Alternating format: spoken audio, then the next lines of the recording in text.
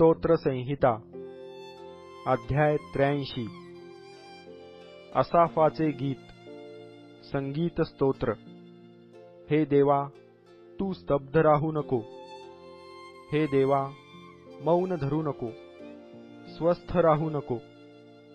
कारण पहा, तुझे शत्रू दंगल करीत आहेत। तुझ्या द्वेष्ट्यांनी डोके वर काढिले आहे। ते तुझ्या लोकांविरुद्ध कपटाची योजना करीतात। तुझ्या आश्रितांविरुद्ध ते मसलत करीतात।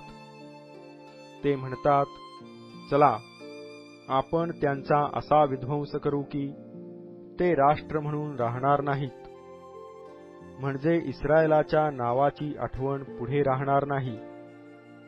कारण त्यांनी एकचित्ताने मसलत केली आहे। ते तुझ्या विरुद्ध कट करीतात। तंबूत राहणारे अदोमी व इश्माएली, मवाब व हगारी, गबाल, अम्मोन व अमालेक, पलेशेत व सोरकर हे ते आहेत।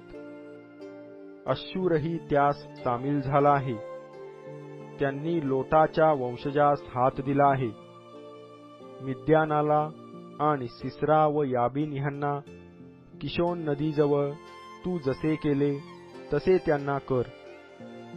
ते एन दोर येथे नाश पावले। ते शेताला खत झाले। ओरेब व जेब ह्यांच्यासारखे त्यांच्या सरदारास कर।